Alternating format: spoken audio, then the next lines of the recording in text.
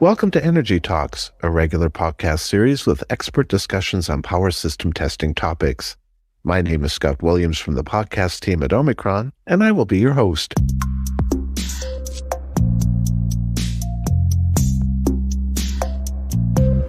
Hello, everyone. This is one of many Energy Talks episodes called In the Shoes of Field Engineers, in which we offer you practical tips for testing electrical equipment on-site at substations. In this episode, we speak again with OMICRON field testing expert Marcus Stenner about his tips for protection testing during commissioning. He talks about the various tests and how long it takes him to perform them before protection systems are put into operation at substations. Specifically, Marcus addresses the differences he encounters between protection systems in various regions of the world and how best to prepare for them before testing. He also highlights the advancements that have been made over the years to make protection testing more efficient.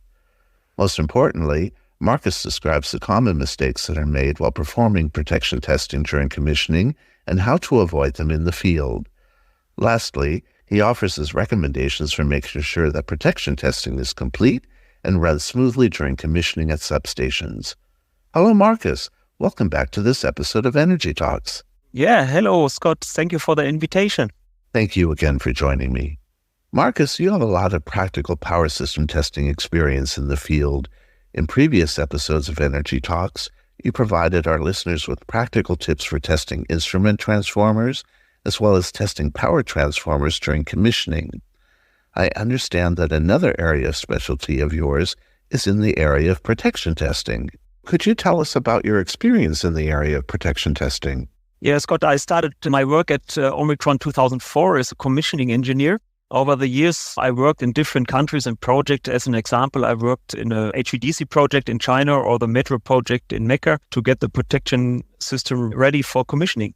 So do you still perform protection testing in the field? And if so, how are you involved?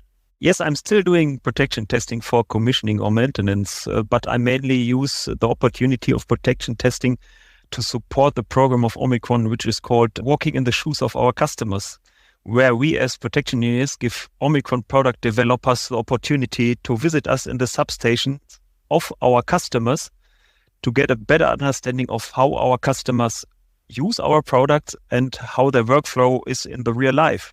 Interesting. So would you consider protection testing to be one of your favorite types of testing? For me, the protection testing is still quite interesting. Each customer has different protection philosophies and protection concepts. The challenge is to find out how the protection system works at each individual customer and to find and eliminate the mistakes in the protection concept and settings or wiring. So Marcus, what are you checking when performing protection testing during commissioning? Yeah, during commissioning, it's very important that we check that the whole system is working. It's not only the protection device which needs to be checked. Sometimes we have 2 protection devices in the panels or 3. So we have an overlapping of the protection functions and all protection functions needs to be worked together.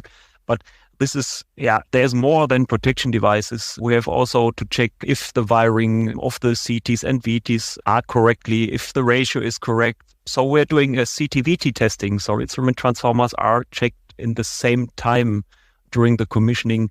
We check also that the protection relay trips the circuit breaker. If there's a real fault during operation, that the circuit breaker trips. So I want to hear the circuit breaker, the noise of the circuit breaker, which is tripped by each protection device separately. How long does it take you to complete these steps?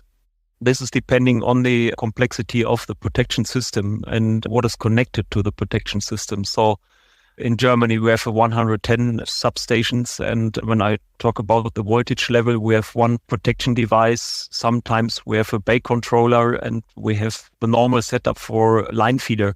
That means it takes me 1.5 days for the instrument transformer testing. Then I have another half day for interlocking tests and all signal tests, that all signals are coming to the protection device, to the bay controller. And it's scheduled that 1 day is for the protection testing and bay controller testing. Okay. And SCADA tests. And 1 day or a half day for the energization after the commissioning. So Marcus, what has changed in the area of protection testing since you started to perform these tests? Yeah, good question. What has changed? When I started, electromechanical relays were still installed in the substations of our customers.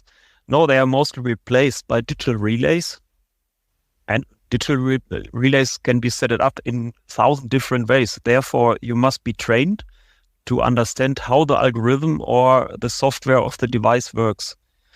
Yeah, there it's important to read the manual of each device and manufacturer which is installed in the actual project to prepare yourself the protection and the testing file correctly. So, Marcus, what are some of the advancements that have been made in protection testing? Yeah, in the past, all protection tests were done by using a variac testing device and writing down the results of the test manually in the report. But now it changed a bit by using the test universe and the OMICRON control center. The short form is OCC. We can create a test plan by using different modules to test specific protection functions which are enabled in the protection device. The huge benefit of the OCC, in my point of view, is that the OCC can be easily reused for the next protection device when the functionality is the same and only the specific line settings must be changed. If the report is created once, it's easy and fast to adapt the test report and run the test again. Interesting. Very good. So I've heard the term protection system testing. What does this mean and how is it applied? Yeah, as far as the protection system getting more complex, also the protection tests needs to be adapted to the complexity of the protection system. For an example, line differential protection with the protection data communication. There we have to test the protection system and not just protection functions which are enabled in the device. And to do the test, we need to perform an end-to-end test by injecting time-synchronized test values at each end of the line. Yeah, this test can be realized by the traditional setting test by using the test universe template, for example, to test the trip time characteristic of the line differential. Or what I mostly use now is the real beneficial realism test, where I can test the system and not only the function, especially when more than one protection functions are enabled and I have an overlapping of these functions in the protection concept. Very good. So I want to come back to 2 points that you've already mentioned. First of all, Marcus, are all protection systems the same in all substations? And if not, what are the differences and how does this impact testing? Definitely not all protection systems are the same in all substations. Each utility has its own standard and protection philosophy. So this has an impact how we create the test, how we set up the test, and that we can test everything and find mistakes in the substation. So Marcus, you mentioned that there are different philosophies for protection testing. Why is this the case?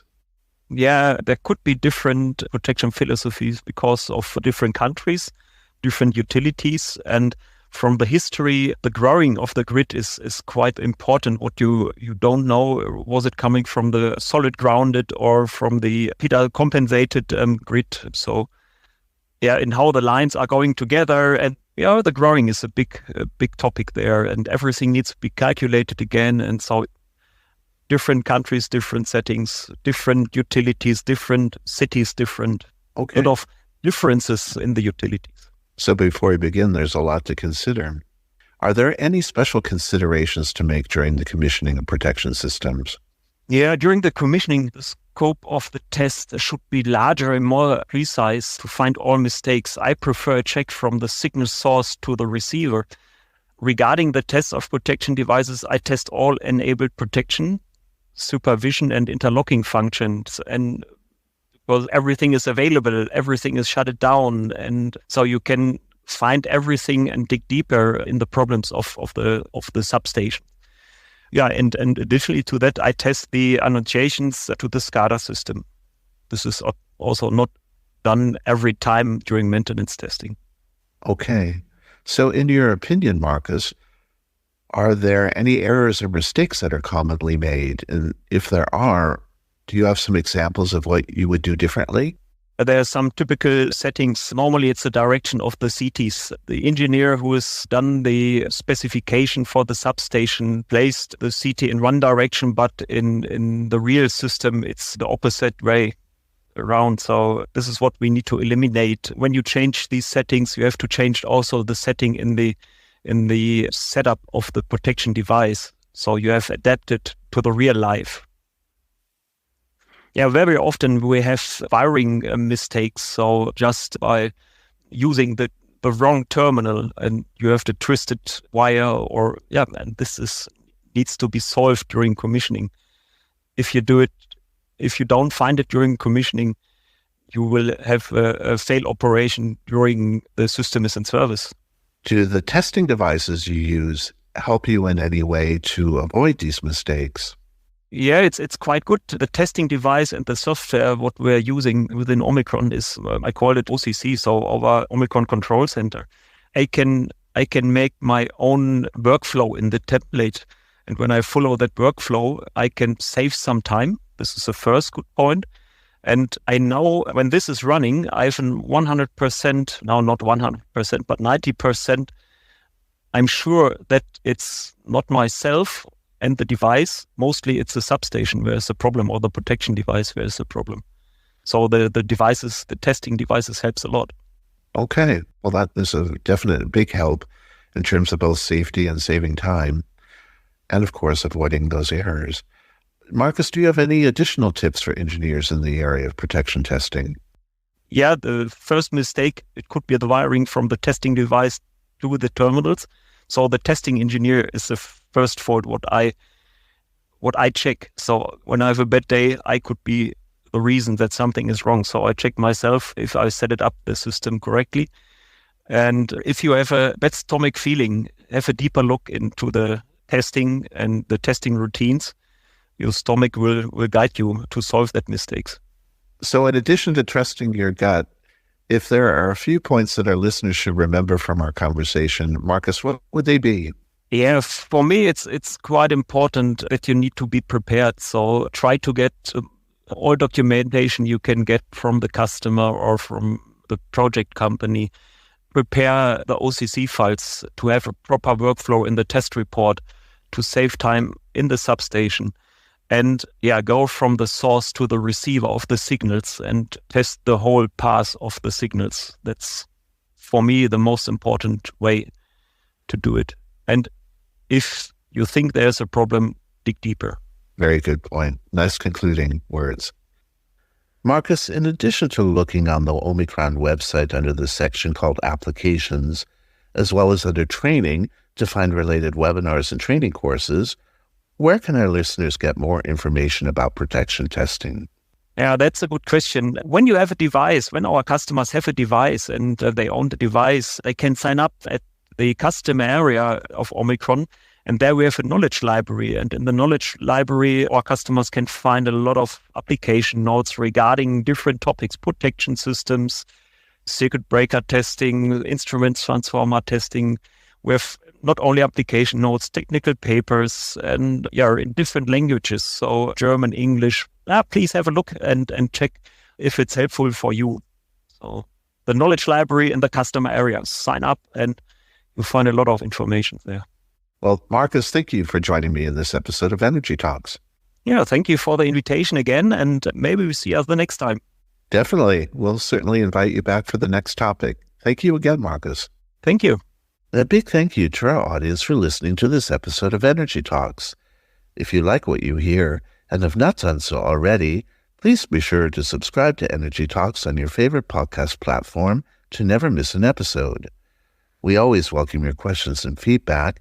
Simply send us an email to podcast@OMICRONenergy.com. OMICRON has several years of experience in power system testing and offers you the matching solution for your application. This includes protection testing solutions, which we talked about in this episode. For more information, be sure to visit our website at OMICRONenergy.com. Knowledge sharing is very important to Omicron. On our website, you can also find the latest papers on various power system testing topics, upcoming seminars and events, as well as webinars and training courses.